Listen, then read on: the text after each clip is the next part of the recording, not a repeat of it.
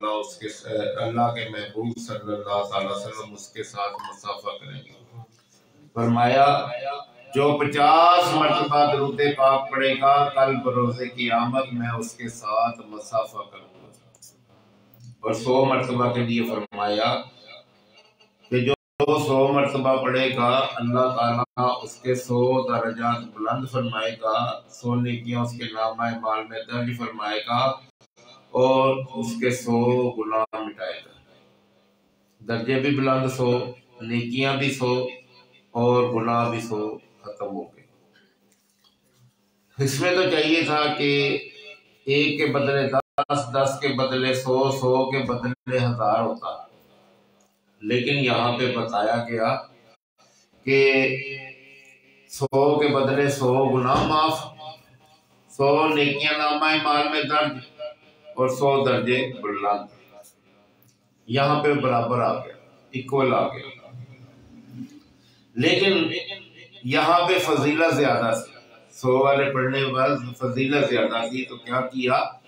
فرمایا کہ اللہ تعالیٰ اس کو نفاق اور دوزخ کی آگ سے بری کر دے گا، کفر اور منافقت سے بری کر دے گا۔ تو کفر سے بھی بری کر دے گا، منافقت سے بھی اس کا نام خارج کر دے گا، اور کل بروز قیامت اس کو شہیدوں کے ساتھ رکھے گا۔ وہاں پہ تو برابر تھا نا کہ 100 کے بدلے 100، 100 کے بدلے 100، 100 کے بدلے 100، لیکن اوپر بینیفٹ دیا کہ جو ہے اس کو شہیدوں کے ساتھ رکھے گا، اور ساتھ میں اس کے جو ہے اس کے ماتھے پہ لکھ دے گا کہ یہ بندہ نفاق اور دوزخ کی آگ سے بری ہے، یہ نہ منافق ہے نہ یہ دوستی ہے۔ تو یہ کتنا بڑا انعام ہے۔ پھر فرمایا جو 1000 مرتبہ درود پاک مجھ پر پڑھے گا تو وہ مرے گا نہیں جب تک کہ اپنا گھر جنت میں نہ دیکھ لے۔ پہلے اس کو اس کا گھر جنت میں دکھایا جائے گا، پھر اس کو موت آئے گی، جنتی گھر دکھایا جائے گا، اس کو بتایا جائے گا کہ یہ اتنا رقبہ، اتنا فلاں چیز، اتنا فلاں چیز، اور پھر جو ہے اس کو موت آئے گی۔ اللہ اکبر! کتنے ہی وارے نیارے ہو جاتے ہیں جو درود پاک پڑھتا ہے۔ تو آگے ہم ان کی فضیلتوں کے متعلق چلتے ہیں کہ بی بی فاطمہ رضی اللہ تعالیٰ تندور میں روٹیاں بنا رہی تھی، تو سرکار مدینہ صلی اللہ تعالی علیہ وبارک وسلم جو ہے تشریف لائے اور فرمایا اے پیاری بیٹی لاؤ ایک پیڑا مجھے بھی دو۔ تو آپ نے آٹے کا پیڑا جو ہے سرکار صلی اللہ علیہ وسلم کی جانب بڑھایا، تو سرکار مدینہ صلی اللہ علیہ وسلم نے اپنے دست مبارک سے روٹی بنائی اور تندور میں لگا دی اور خود چلے گئے۔ تھوڑی دیر کے بعد تمام کی تمام روٹیاں جو تھی وہ پک چکی تھی، اور جو آقا صلی اللہ تعالی علیہ وبارک وسلم نے روٹی لگائی تھی وہ ویسی کی ویسی کچی تھی۔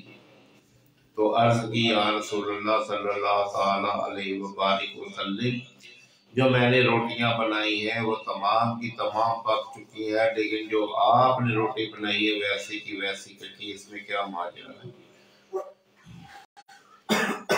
تو آقا صلی اللہ تعالی علیہ وبارک وسلم نے فرمایا اے فاطمہ، جس کو میرے ہاتھ لگ جائے اس کو دنیا کی آگ تو کیا جہنم کی آگ بھی نہیں جلا سکتی۔ تو جب آقا صلی اللہ تعالی علیہ وسلم بروز قیامت ہم سے مصافحہ کریں گے تو انشاءاللہ تعالی ہاتھ مبارک کی برکت سے یہ نہیں کہ ہمارا ہاتھ بچ جائے گا جہنم سے، سارے کا سارا جسم جو ہے ہمارا جہنم سے بچ جائے گا۔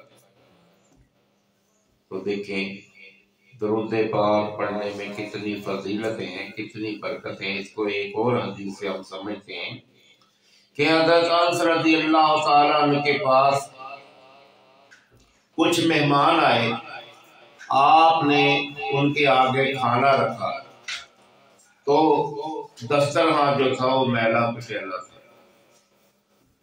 تو آپ کی جب نظر دسترخوان پر پڑی تو آپ نے اپنی لونڈی کو آواز دی کہ یہ لے جاؤ اور اسے آگ میں ڈال دو۔ تو وہ لونڈی لے گئی، اس نے دسترخوان کو آگ میں ڈالا اور تھوڑی دیر کے بعد وہ دسترخوان اجلا ہو چکا تھا، صاف ستھرا ہو چکا تھا۔ تو وہ جو ہے وہ واپس کر گئی کہ یہ لے دسترخوان صاف ہو گیا، یہ لے۔ تو صحابہ اکرام نے پوچھا سیدی یہ جب دسترخوان گیا تھا تو آپ نے کہا تھا آگ میں ڈال دو، تو یہ تو اجلا ہو گیا آ گیا ہے، وہ آگ کا تو کام ہے جلا دینا، برتن کو جلا دینا، کپڑے کو جلا دینا، چیزوں کو جلا دینا، یہ آگ کی خصوصیت میں شامل ہے، لیکن اس نے جلایا نہیں بلکہ اجلا کر کے دے دیا، یہ اس میں کیا ماجرا ہے؟ تو حضرت انس رضی اللہ تعالیٰ عنہ فرماتے ہیں کہ میں نے سرکار مدینہ صلی اللہ تعالی وسلم کی دعوت کی، جب دعوت کی تو ہم نے سرکار مدینہ صلی اللہ تعالی وسلم کی ضیافت کی، تو یہ دسترخوان بھی رکھا، بچھایا، تو سرکار مدینہ صلی اللہ تعالی علیہ وآلہ وسلم نے جب کھانا تناول فرمایا تو دسترخوان کے ساتھ ہاتھ پوچھ لیے، صاف کی۔ جب تک یہ میلا نہ ہوا تو ہم برکت کے لیے اس دسترخوان کو جو ہے وہ استعمال کرتے رہے۔ تو جب یہ تھوڑا سا میلا ہو گیا تو ہم نے کہا کہ یہ سرکار مدینہ صلی اللہ تعالی وسلم کا استعمال شدہ دسترخوان ہے، اس کو دھونا نہیں چاہیے کہ جو پانی بہے گا وہ بے ادبی ہوگی۔ تو ہم نے اس کو نہ آگ میں ڈال دیا، ہم نے آگ میں ڈال کے تو اسے چھوڑ دیا، تو تھوڑی دیر بعد جب ہم نے دیکھا کہ یہ جل گیا ہوگا تو یہ جلا نہیں تھا بلکہ صاف ستھرا ہو کے وہاں پہ پڑا ہوا تھا، تو ہم نے اسے نکال لیا۔ اب جب بھی یہ گندا ہوتا ہے تو ہم جو ہے وہ اس کو آگ میں ڈال دیتے ہیں اور آگ ہمیں دھو کے واپس کر دیتی، جلا کے اس کی میل کو جلا دیتی ہے اور اسے صاف ستھرا کر کے جو ہے ہمیں واپس کر دیتی ہے۔ سبحان اللہ۔ تو ایسے ہی جب سرکار مدینہ صلی اللہ تعالی وسلم کے ہاتھ مبارک ہم کو لگ جائیں گے تو پھر کیا ہوگا کہ جہنم کی آگ بھی ہمیں نہیں جلا سکے۔ تو اپنے آپ کو درود پاک کا عادی بنا لیجئے کہ جو 1000 مرتبہ درود پاک پڑھتا ہے وہ مرے گا نہیں جب تک کہ اپنا گھر جنت میں نہ دیکھ لے۔ پہلے اس کو اس کا گھر جنت میں دکھایا جائے گا، رقبہ بتایا جائے گا، محل وقوع بتایا جائے گا، پھر اسے موت آئے گی۔ تو بہرحال بہت سارے بندے ایسے تھے جن کو نزا کے وقت جو ہے وہ ان کو وقت سے پہلے ان کو ان کا گھر جنت میں دکھا دیا جاتا ہے کہ یہ رقبہ ہے، اتنے غلام، اتنے لونڈیاں، اتنے حوریں تمہارے نکاح میں ہیں، اور پھر اسے موت آتی ہے۔ یہ بہرحال ہمارے مشاہدے میں بھی کئی مرتبہ ہے۔ تو دیکھیں کہ درود پاک کی عادت بنا لیجئے، یہ مصائب غم سے نجات دلاتا ہے۔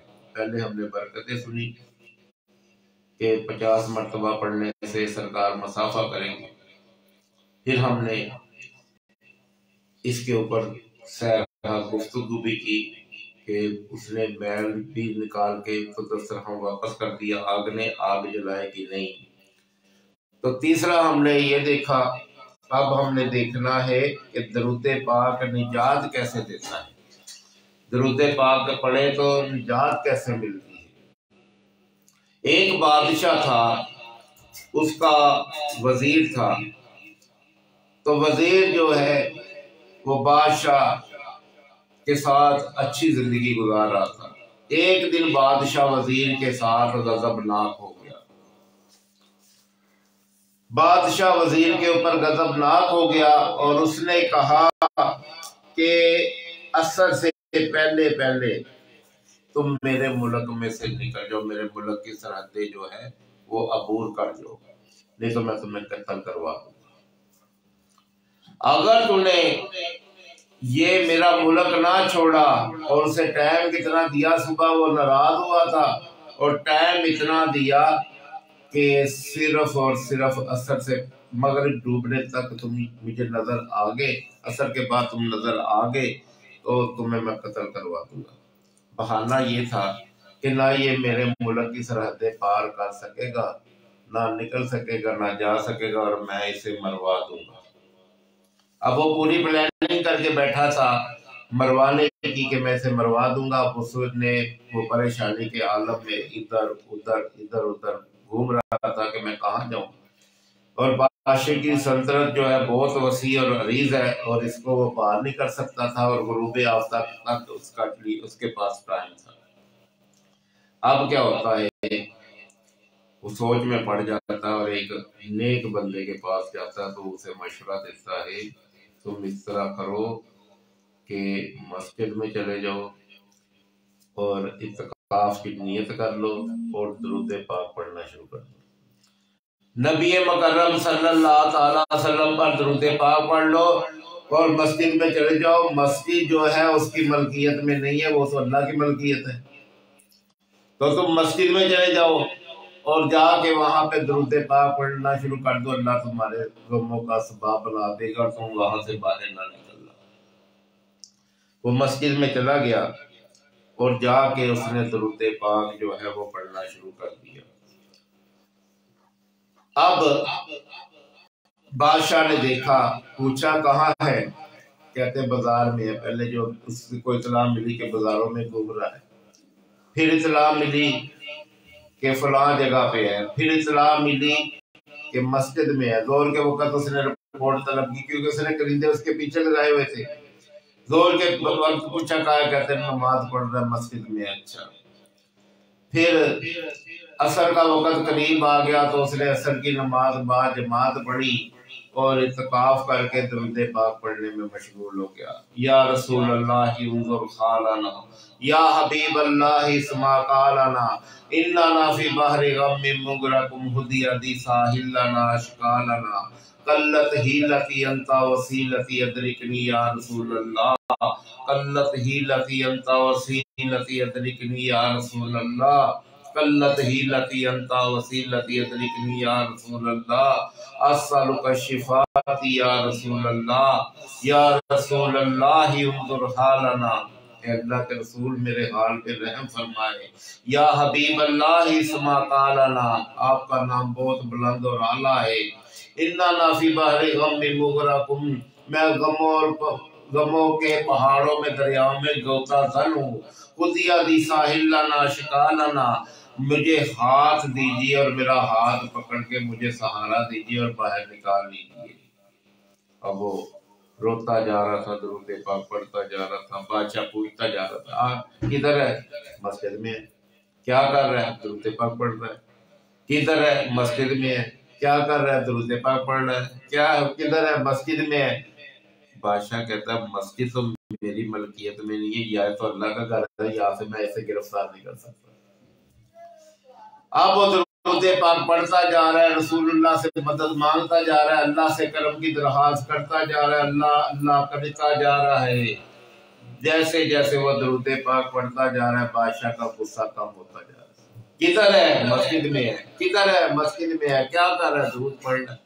کدھر ہے؟ مسجد میں ہے۔ بار بار بادشاہ بھیجتا ہے نمائندوں کو، لیکن اب مسجد سے وہ گرفتار نہیں کر سکتا، تو بادشاہ یکدم مسکرانے لگ گیا، مسکراتا کہتا اسے کو آ جائے، جاؤ اسے لے آؤ۔ اسے لے کے آئے تو کیا کر رہے تھے؟ میں اللہ کی گھر میں ماں تھا اور ساتھ میں درود پاک پڑھ رہا تھا۔ چل اچھا، چل آ جا، پھر یہ لے، میں نے تجھے تیری حرکت بھی واپس کر دی، ہلت بھی واپس کر دی، اور تجھے بہت بڑے منصب پہ فائز کر دیا۔ آگے وہ ناراض تھا اور اس کو قتل کرنے کے در پہ تھا۔ اب اس نے درود پاک پڑھنا شروع کیا، اللہ کے رسول کے آگے فریاد کی، اللہ کے آگے فریاد کی درود پاک پڑھ کے، تو پہلے وہ قتل ہونے والا تھا، اب وہ پہلے منصب سے بھی بڑے منصب پہ فائز ہو گیا، اور اس سے جو ہے انعام و اکرام سے بھی نوازا گیا، اور بادشاہ بھی خوش ہو گیا اور اپنا مشیر خاص بنا لیا۔ تو یہ دیکھیں کہ درود پاک کس طرح غموں اور مصیبتوں کی گہرائیوں سے نکال دیتا ہے۔ تو ہم بھی اگر درود پاک پڑھیں گے تو انشاءاللہ تعالی عز و جل جو ہے اللہ تعالیٰ کی نعمتیں پانے میں کامیاب ہو جائیں گے۔ الحمدللہ رب